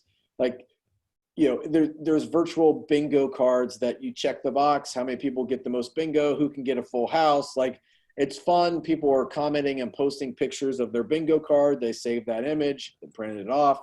We did some coloring contests around Easter for kids where families could download the image from Facebook. Kids could color it. They're uploading a comment with a picture of that coloring contest. Like, so much cool stuff can be happening right now. Sorry, Josh, I didn't mean to cut you off. I wanted to address No, that about like the art alarmist and stuff. Like, so if you are going to be sharing any type of resources, I'll just say, like, don't be that guy or girl that's just like, well, no masks here because yada yada right left wing.net says this. Don't. Credible sources. Don't be that person. If your area is suggesting you wear masks, just go right along with it, because you don't want to demonize yourself. Yes. And that's the next thing too. Like, as businesses start to open and shelter-in-place orders are lifted, you know, how are you supplying masks when you can start having people into the funeral home more than 10 at a time? And a lot of businesses are going to be required to provide masks for consumers if they're coming into the business and they don't already have one on. Gloves. Like, how are you prepping and what are you doing in your funeral home to make it as safe as possible as things open back up and we start to learn what a new normal looks like? Jill, in our chat, yes, this webinar is being recorded and we will be posting and sending out to everyone that registered through Zoom a copy of the webinar to watch on demand, or you can visit the Disrupt Media Facebook page or connectingdirectors.com Facebook page and watch the live stream on demand. All right, as we start to wrap up here, look, be positive, not grim. This is your time to really enforce the purpose, the vision, the mission, the value of your companies. And this goes back to the cemetery question the gentleman asked about, hey, we're a new cemetery, what do we post? This is where you land. You land on your purpose, your vision, your mission, your values. What are those? How you're supporting your community. Double down on the content that you're creating around that. And use these parameters as an anchor during these uncertain times, because these are constants. These are not going to change, because this is the authenticity of who you are and who your brand is. But this is also a good exercise to remind your team what you stand for. Look, every brand has had to go through this. We had to go through this when this pandemic started. We went remote. Our meetings to start off with were really about who we are as a company, what we're trying to do, how do we continue to serve and amplify how we're serving, how do we go deeper with clients, how do we get more engagement with clients. Like, we had to really get back to the core of who Disrupt Media is to be able to serve at a high level and provide content like this. It takes a complete team collaboration, and this is a great opportunity for you to get back to those roots. And look, there's some businesses, and there's nothing wrong with this, where you've probably never addressed your purpose, your vision, your mission, your values with your team. Now's the time to create those. Now's the time to hone in on what is the core mission of your funeral home, your cemetery, your business. Be accessible and be open. Human stories are the gateway to your audience. And I'll give you an example on this. We had a client that did a drive-through or drive-in kind of viewing, not like drive-in movie. We've had clients do that as well. But this client did a drive-in. They have 2 garage doors on their crematory, and they set up the casket, did a viewing. Cars would drive through. The family was there in a receiving line. They put their registry book on wheels that could be wheeled over to a car so people can still drive it. No one had to sign it. No one had to get out of the car. They had somebody that was manning the registry book, cleaning the pen, wiping it off with a Clorox wipe every time somebody used the pen. They documented all of this on their Facebook page. And following this event, they got a video testimonial from one of the family members that was shared on their page. Those 3 videos had over 220 hours of time spent watching them. And they were about a total of, I would say altogether, less than 2 minutes of content, all 3 videos, if you added them all together. Amazing. The trade-off was maybe $100 spent promoting that content so more people in the community saw it. And no, I think we spent $40 promoting that content, 217 hours of time spent watching that content. So absolutely insane. So human stories, sharing those family experiences, getting a family to talk about what the virtual arrangement process was, what the live stream, watching the live stream, how valuable that was and how connected they were even visually and virtually attending that funeral. Again, show the process. How are you making X during these times? Whether you're making something, cleaning something, sanitizing something, visiting virtually with somebody, like how are you doing it during these times? And how is your company coping? Like, look, you are not exempt from this being hard. Like you are not exempt from the struggle of having to pivot and so many things having to change. Be real, be raw. How are you filling the time with your employees and with your customers? And how are you filling the void of not being face-to-face with families? Look, out of any profession, this, other than maybe like a nurse, this profession is more huggy than anything else. Like the standard greeting for a family coming into your funeral home is a handshake and a hug. Neither of those things can happen. That is not only hard for the family, that is massively difficult for who you are as a person and your empathetic nature and just humanity of wanting to console and comfort somebody who's grieving. Talk about that. Talk about the difficultness of not being able to hug and give handshakes. I got to not like I was happy about it, but I had to attend a graveside service for a very close family friend that passed away the day before Ohio went to their shelter in place. So we could still have the graveside service with about 20 people. I will tell you that as an attendee and someone that was grieving as well, it was just the most uncomfortable, awkward situation to see a grieving widow standing at the casket under the tent, bawling, and no one be able to walk up and hug or put their arm around that person. Like that is massively impactful on everybody. So how are you coping with that? How is your staff coping with that? Spotlight your peers, that remote culture. How is culture staying intact? That is key for our company. As a creative company with a bunch of millennials, like pinball and pool and ping pong and Nerf guns in just an open, crazy, loud office environment at sometimes is a normal part of our culture. We do not have any of that right now. Our meetings have to support our culture. They got to be quick. They got to be to the point. We're not just wasting time hanging out. Like, are we doing virtual happy hours? Like, we open up some meetings with prayer at the beginning of the week and at the end of the week. Like, how are you keeping culture in the fabric of being remote through FaceTime, Zoom, social media, those human interactions? How are you keeping that as true and as empathetic as possible in a time where we can't be present or physically together? And some additional items that you can address. Encourage your audience to call someone every day, even if it's just to say hello. Again, physical distancing, not social distancing. We still need to be social. This is a great one. So I believe every state up to this point, maybe not, I could be wrong. There should be some states but this is close to my heart because my mother-in-law and sister-in-law and my wife own a hair salon and spa. So they have been closed, and there's great fail videos online of people trying to color their own hair, cut their own hair. So if you're getting a family member to give you a haircut or you're trying to cut your own hair, this is a great piece of content to share just the reality of the situation we're in, or getting consumers and people that follow you to share kind of that experience of a family member cutting their hair. Delivering flowers or meals to a local hospice, cookies. How are you doing that?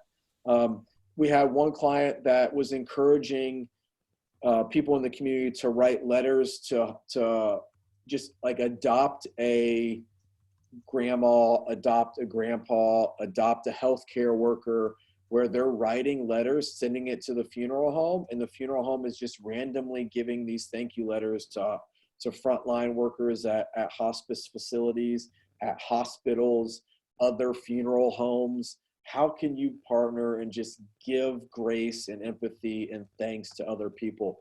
How clean is your ride during quarantine? Like, this is something that's interesting because not a lot of families are driving to get somewhere. But I know personally for my family, 4 times we have just got in the car and gone for a drive, an hour or 2 at a time, exploring country roads, driving to other towns where we don't usually go, just to get out of the house, to roll the windows down, to get some fresh air. How clean is your ride? Maybe you get people that are showing pictures of how they're cleaning, and you go to AutoZone and you have AutoZone donate a giveaway of car supplies, and you tag them in every post and you do a contest.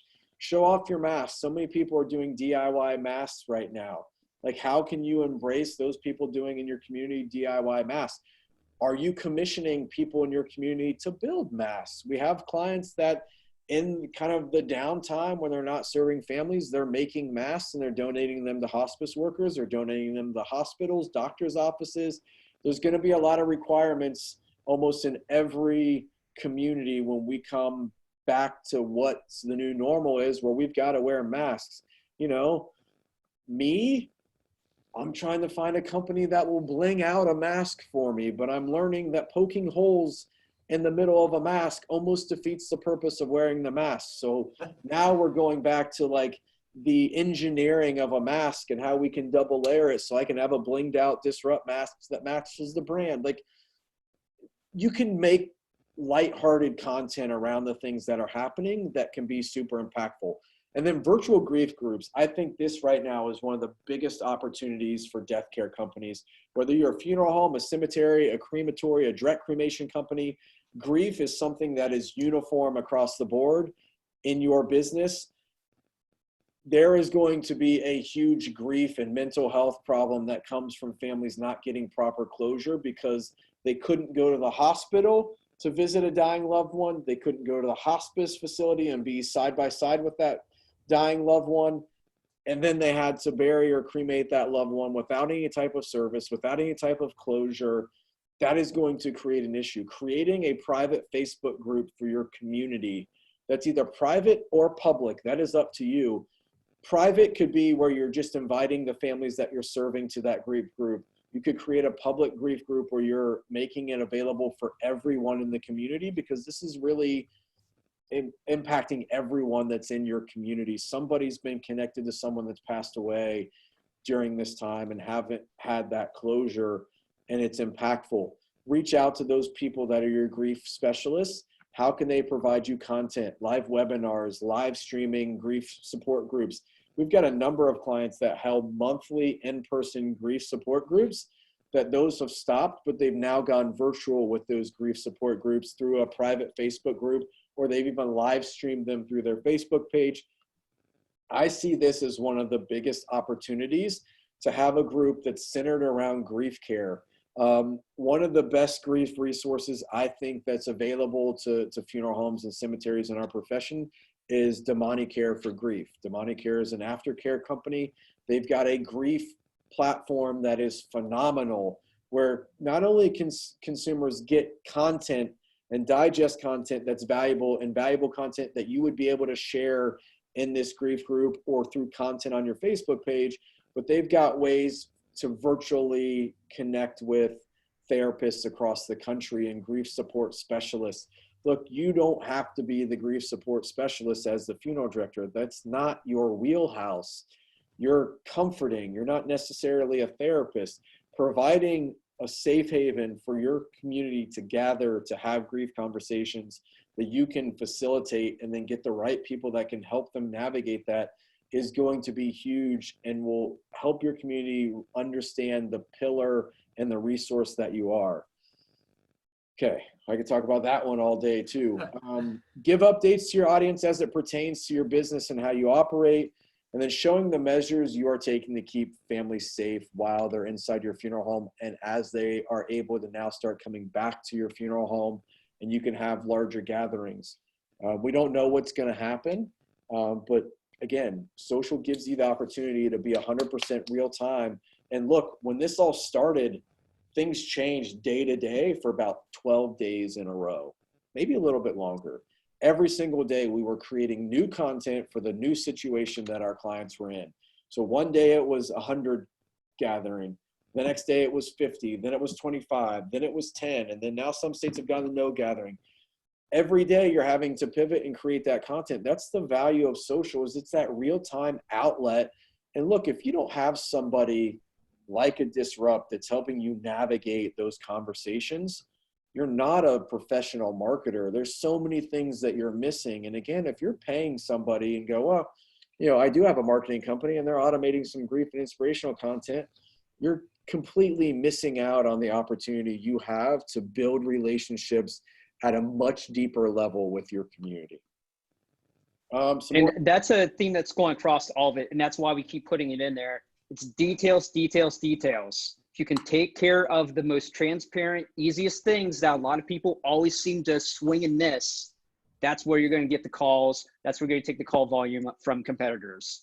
That's 100% correct. You got to be what that consumer is not getting anywhere else.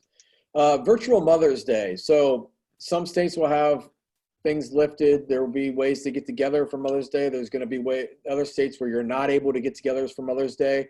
Cemeteries, we have a number of cemetery clients that do Mother's Day ceremonies and butterfly releases, and you know, they're dedicating a tree every Mother's Day or a garden. You know, there's a lot of things that, you know, Mother's Day is a very personal day that in a lot of areas that's not going to be able to be done. So virtually, how can you do it? You know, presenting ways that families can virtually connect with their mothers, whether it's Skype, FaceTime, watching a movie together via FaceTime or Zoom, hold a contest or giveaway where you can honor a mother in the community that's deserving of a special gift, celebrate cooking, get people to share recipes that were their favorite. You know, how can you embrace mothers that are no longer with us and provide ways for your community to honor that mother? Maybe you create a post on Facebook where you're asking families to tell a story about their mom. And it's just an outlet for them to tell that public story that they want to share. And it's a way for them to cope with mom not being around and still celebrating her life. Father's Day is right around the corner as well. This is typically a grill out type holiday. Who knows, in June, we may be able to grill out. We still maybe not be able to grill out. Depends on where you're at. But maybe you're giving away a grill kit. Maybe you're giving away a grill brush and, you know, some charcoal or lighter fluid, or like you put together this Yeti cooler with a bunch of grill out supplies in it. Maybe you're giving away, I would say lawn dart game, but that's dangerous. Maybe you're giving away like Yard Twister, and it's a game that you can play because now we can get within 6 feet of people. I don't know, like it's gotta be real time, but there's ways to celebrate these. And then your National Nurses Day and Essential Workers Appreciation. Like this is a thing and it's going to be even bigger than normal. How are you going out of your way to honor those other essential workers, which is you as well? You know, maybe you really break the mold and you do something super awesome for your competitor and their funeral home or cemetery workers. Maybe you're buying and delivering them lunch. I don't know, like there's some cool things that can be done where you're building relationships in your community and you're getting a lot of social good out of that content. Tutorial, showcase great landscaping your funeral home has and feature the lawn company that you're using in your community. If your cemetery is contracting out your mowing, which a lot of cemeteries do, highlight that mowing company and the great job that they do. The same with your funeral home.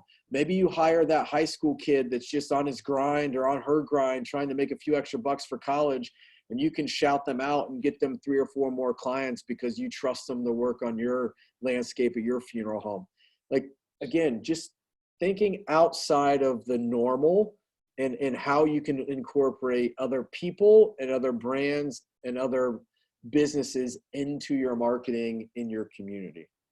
And one more with that, like with Lowe's and Home Depot, I don't know how it is everywhere across the country right now, but I've never seen houses, landscaping look magnificent in my neighborhood. It's just transcendent because a lot of people have some time on their hands right now. That's right. And they're going to go do some landscaping. That's right. All right. And this time really requires us to get back to basics. And this may sound crazy because a lot of you may not have a business plan. Maybe this is the time that you create a business plan. You look at, the potential new normal for the next 5 years and what's that look like? What's that look like for your business? Maybe you need to alter your business plan because things have changed. You need to plan, not panic. Find ways to deliver additional value to clients. We are in a experience-driven community and in society, and that is only going to be heightened by the restrictiveness of us getting together. Like, we've got to be able to provide valuable experiences where we're not with people in physical person, but virtually. Like, there are ways to have virtual celebrations of life that can be valuable, finding additional value to deliver to clients. And that's costing you $0. Like, you can have a free Zoom account where you can have up to 100 people for free for 40 minutes on a Zoom call. It's free. Free spells free. Costs you $0. It's a few minutes of your time. It's valuable. Think about if you were going to do this in person. You would be spending infinitely more money because you would spend crazy amounts of money on newspaper ads that nobody's going to see. And you would spend money on food and cookies and, decorations. You don't have to do any of that. You can create this event, spend some money through Facebook to, a fraction of what you would have spent through the newspaper to promote it, and get hundreds of people for free on a call where you've got their dedicated attention. Details make or break your business. Highlight the services. Hammer down on the main functions of your business. Are they working? Do you need to pivot? Highlight the service and products you don't normally show. Man, this is a great time to maybe go in your arrangement room and start showcasing some of the memorial jewelry that you offer. Maybe this is a great time to start showcasing solidified remains. Maybe you start offering parting stone, and it's an answer to hundreds of families in your community that have cremated remains sitting in a closet somewhere in their home. Josh has parting stone right there. Parting stone right here. Solidified remains. Maybe this is an opportunity Great. for you to offer new things through your funeral home that give you a marketing advantage. Maybe you started offering financing options and you want to talk about those payment plans. Like, educate your potential clients before they ever need you, when more attention is being directed to you online now, so more than ever. The economy is quiet. Now is a great time to build up those systems, start those tough projects. Maybe there's changes you needed to make in your firm. Maybe there's process changes that you needed to make. Now's the time to do it when things are a little bit slower. Doing the hard work now allows for greater things in the future. Business plans absolutely need to change because things are not going to be business as normal ongoing. Your consulting company, your marketing companies, if you're not using a marketing company that's in the space, specifically in social media, it's time to do so. And you should be looking for things like organic and real-time content and strategies that can be changed, and you're not paying for advance for billboard and newspaper campaigns that you're having to create stock material for where you can't engage the consumer. Everything that you do going forward needs to look at how you're building that relationship with people in your community. So God forbid we have something like this happen again, but how are you going to be prepared if it was? There are thousands upon thousands of funeral homes that were caught with their hands up and no idea what to do when this all went down because they weren't proactive in embracing technology. At the start of the pandemic, less than 25% of the funeral homes in the United States had a solution to live stream. That's insane. Live streaming has been around for 15 freaking years. Prior to Facebook, you can live stream funerals. Like, it has been around, and less than 25% of funeral homes offered it. And the funeral homes that did and had an immediate solution, boom, they are winning in this environment. If you have social media and it's automated, you're losing. If you don't have social media and you're not engaging, you're losing. Funeral homes that embrace an organic real-time content strategy, winning. Absolutely winning right now because they've been able to pivot. The message has changed. It's real time. It's addressing those problems and pain points with consumers, and it's building trust and transparency. 80% of the families that you serve are because of a relationship that you have with them or somebody in their family or somebody on your staff has with that family. this is the time to leverage those relationships and build more through content engagement. And pick a goal and stick to it. Be specific about what you want to achieve going forward and have a plan of how you're going to get there. And that's one of the other things that we're going to give you in a week or two after we give you the digital audit workbook that's going to be insanely valuable if you work through it. And look, and if you don't know where to start with that, reach out to us. We can hold your hand and walk you through that process. We built it. That is what we do. But the next we won't hold their hand virtually. We'll hold their hand. Yeah, see? That's what we're talking about. Second pair of eyes on everything that we do. That's right. See? Exactly what we're all about. Man, we set that and teed it up perfectly. Good job. So we will virtually hold your hand through that process. And the other workbook we're going to give you is a content planning workbook. Planning out the content. What networks does that content need to go on? Look, Facebook, Instagram, YouTube, Twitter, not really relevant, but Snapchat, TikTok, like where should you be?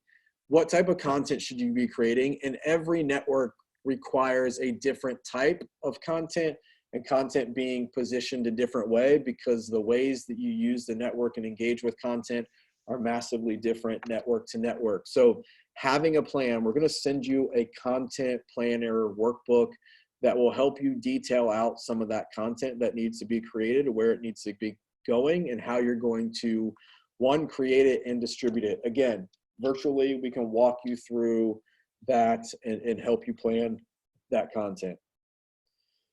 All right, focus on ways to generate more cash flow and ways to innovate. You are having to get more creative in the ways that you do things. So looking at different financing and funding options, how can things be more streamlined from a marketing standpoint?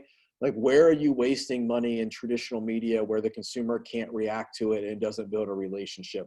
Relationships are more the focal point with funerals now than they've ever been before. Families are going to see more value in that gathering than they ever have before because it's been taken away from them. How are you positioning yourself from a marketing standpoint where you can showcase these things in real time and actually get value out of the engagement? No one can engage with your commercial, your radio ad, your billboard, your newspaper ad. They can't like it, they can't share it, they can't comment on it, they can't give you a testimonial around it. How are you leveraging and spending money smart through marketing that's streamlining that process and can have impact on financials going forward? Looking into ways to getting leads, like start doing some more pre-need conversations in a tactful Build that pipeline. way. Build the pipeline. Listen, we are turning back on pre-need lead campaigns with all of our clients right now that are running campaigns.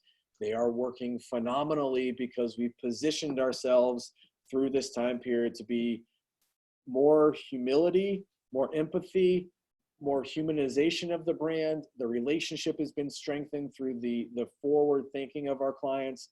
We're now pre-need with a soft lead push is really helping generate more pre-need leads and getting that conversation started. An online funeral cost estimator, again, transparency. We built and launched pricemyfuneral.com last year. Can be used by any funeral home in the country. It's self-serve. It's $199 a month unless you're a client of Disrupt, and it's $99 a month. We're generating over leads for under $10. And in the last 90 days, we have helped clients generate more than $384,000 worth of leads by just providing a funeral cost estimator right on their website and using social media ads to get consumers there and engage. That is value. There's an exchange there. You're allowing that consumer to have control. They're getting an estimated price. In return, you're getting data that you can use going forward. Text message services for grief support and appointment setting. We're partnered with DemoniCare. Our clients are getting free access to some of their grief content as well as a trial period with their aftercare program. Phenomenal. We personally use their appointment setting service. So if you don't have somebody to handle those appointments on leads, or your staff has been kind of thinned during this time, they are great at setting those appointments and following up with those leads that you're driving. So great service to check out. Make the effort. Contact your current leads. Go back to past families you serve for testimonials. send handwritten cards to people that are in your pipeline, families that you served. There is nothing that can replace a handwritten, signed by you, put a stamp on an envelope, send it physically to somebody. Like, that means so much. I was at a study group at the beginning of March where I presented and created relationships with about 50 funeral homes that we didn't have relationships with. I got a lot of emails and a lot of text messages like thanking me for being there. They appreciate the relationship. The information was paramount. I got a couple handwritten letters that just blew me away. Like, that I got a handwritten thank you letter was amazing. So start stepping outside the norm. You've got a little bit more time right now because you're not meeting families in their, face-to-face. Arrangements aren't taking as long as normal. Send some of those handwritten letters. Ask how you can be of service. Social distancing and masks are going to be here for a while. How is your funeral home adapting and reacting? Are you going to install Perel stations in your funeral home? We've got a number of clients that are working with their distributors to get hand sanitized stations that can be used, that you like you see at concerts. We have cemeteries that are putting out hand sanitized stations that are big and open, and where you can still have social distancing but multiple people can use them. Like, how are you adapting to what looks like could be the new normal for a little while? All right, we have covered a lot of information. Are there any more questions that we need to get to before we wrap up here? I think we're good on the question side. I do want to read. Dylan did kind of leave us with a final thought. He said, "Are you reassuring your clients that you're there to serve even from a distance? That's going to carry more weight than anything." So 100%. I just want to share that. That's whether you're a cemetery, a supplier, or a funeral home. Yes, reassuring your clients. I very rarely have it's hard to scale my time one-on-one with 200 plus clients. But I've taken the time during this pandemic to send emails one-on-one to every single client, video messages, and just reassuring our clients that we're here, the changes that we're making, how we're changing their content going forward, how that process looks, just reassuring. And it's been invaluable, the conversations that we've had. You can do the exact same thing. And Dylan actually sent me a video that he created that he sent to his clients that was super transparent and very raw of how personally he's altered what he's doing to be able to serve clients as a salesperson and supplier, where he's in funeral homes every single day and can't be right now. Like, reassuring your clients that you're there. Like, look, this is the time, and I hate to say that this is an opportunity, but it really is. The cream will rise to the crop during this time. It is an opportunity for you to harness the greatness that has been given to every single one of you, to come out of your shell, to engage your community in ways that you never would have thought of before, that are going to be valuable. Look, all of you were created for a specific purpose, and there is greatness in you. Now's the time to harness that God-given talent and go serve your families in different ways than you've ever served them, that will be more valuable and will allow them to understand the value that your funeral home, your cemetery, your business provides to them, where life going forward in a normal scenario looks absolutely different, and you're a part of that process ongoing. It is absolutely plausible for a funeral home to be a go-to for content for the consumer if you do things the right way and you build those relationships and you connect. The same with a cemetery, the same with a supplier. Maybe you're doing webinar. Like, this is a great way for us. There were 330 plus people that registered for this live webinar. We're building relationships because we're a powerhouse when it comes to social media. Nobody does it better than we do in this profession. Education. You may think the community knows, and people say even 60 and up know what to do if a death occurs. they just had a death occur. All that's thrown out. They're going to be just not in the right headspace. So just really nailing down the basics. Again, the basics. You getting on a video, showing what they can experience after a death. I mean, there's very tasteful ways for you to go and just talk about this stuff and reassure and take them through the process of what they will experience. That's right. 100%. Well said. Dude, well said. What do you do? What do you do? And if you really want to pop, wear one of Josh's tiger shirts that he has on. Exactly. Now. You know, that's right. Exactly. That's right. That's right. So look, this quarantine isn't going to last forever, but we can't predict when it will end. But what is important is that we remain hopeful, we remain determined, and we encourage you to prepare for a better and brighter future while being thoughtful and proactive during this pandemic. Business as usual is not a thing. Like, things are changing, and you've got to be able to adapt and pivot. And at the end of the day, you are serving families, like Josh just said, that have experienced grief.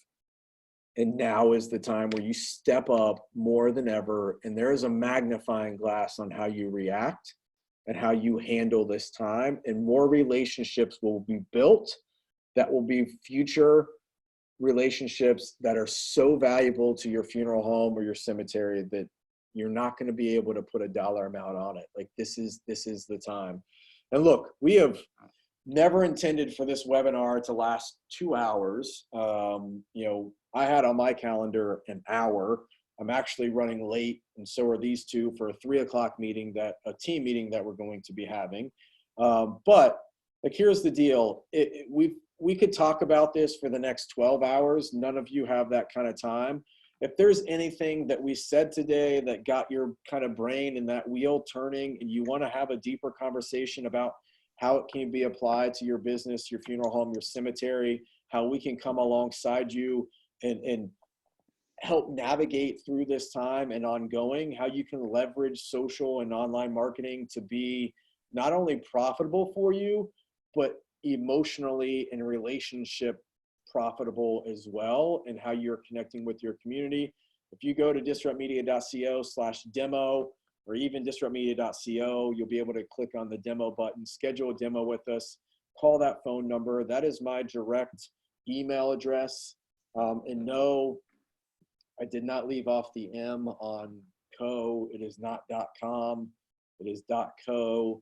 If you send an email to Ryan@disruptmedia.com, I don't know who gets it, but it's not me. Ryan@disruptmedia.co. Let's connect. Let our team walk you through that. Let us show you what we can do for your funeral home, your cemetery, your brand, and how you can really start embracing social, build relationships, and navigate through a crazy time that nobody knows how to navigate through. We're all in this together, and we're making pivots and changes every single day, but let us be that vehicle that helps you navigate that time. Anything else to add, gentlemen? No. If anyone says they are the expert on pandemics, you can just tell them, no one's ever experienced this. There's nothing comparable to it. The world just paused. And now we're having the fallout of it. And I'm sure we're going to for the next few years. But like I said, everyone's going to help everybody get through this. All ecosystems go cycle together. So just help your neighbor out, help another business out. Just let's look on the positive side of things, that we're going to get through it, and we will get through it. Awesome. I just want to reiterate, I've been moderating the questions over here. I believe we got to every question, which is cool. But if we missed out on yours, or you just didn't, you're rewatching this later and you're like, oh shoot, I don't have the live option to ask questions. Once again, just message us on Facebook, email Ryan. We will get back to you. That's right. And if you got any questions right now and you want to throw them in the chat, like, we can hang out for a few minutes and answer some of those questions. Those of you that are on, thank you for attending. Thank you very much. A lot of positive comments in the chat. So thank you for that as well. I know we got a couple of our clients on here. We appreciate you. We're glad that you're kind of already been privy to some of this stuff and are implementing it already. Thank you for your feedback in the chat on how well it's working, how awesome our team is. Yes, we are blessed, man. We got a team of 27 that is phenomenal in the way that they serve and the heart that they have and the mission that everybody's bought into. uber creative. Like, I am not the most creative person on this team. Like, there are multiple people far more creative than me that we've been able to surround ourselves with and our clients with. So thank you for being on and the nice things that you're saying. But if anyone's got any questions, can you give me the name of the grief program you recommended? Yes, Rosemary, thank you for being on. The grief program I recommended was Damani Care for Grief by the Damani Group. If you go to damanicare.com, and Josh just put the link to their website right there, not damanicare.com, I'm a dummy, the damanigroup.com. You can check them out. If you don't find what you're looking for, or you want a direct email introduction to the team there, shoot me an email, and I'll make an email introduction for you to get hooked up with them. But really good service. You're very welcome. Thank you, Graham. Thank you, Matt. Thank you, John. Thank you, Billy. Sean, thank you. Jill. Yes, we are sending out the recording to this later this afternoon, as soon as it becomes available through Zoom. It takes a little bit of time, so we'll get that out. And it could be as late as tomorrow morning, but it should be this evening. So again, thank you all so much. Thanks for trusting us. If we can help you in any way, please reach out. We know what we're doing, and there's a reason and a method behind what we do. And the funeral homes that are experiencing it and cemeteries that are experiencing it have been insanely prepared for this moment for months, because they've done the hard work and they've built the relationships, and we're able to now have that outlet to engage the community. So thank you. And we're going to hop off. So peace out. Everyone stay healthy and safe. I can't wait till we can see you all knee to knee, face to face at a conference sometime, hopefully in the near future. But if not, we'll keep coming to you virtually, because we know it's important. And shoot, I can talk all day. I got something I want to say. We'll just keep it real like this. I can talk all day. So we'll keep doing these webinars if we can't get together soon. So thank you. All right, thank you. All right, we are bugging out in 3, 2, 1.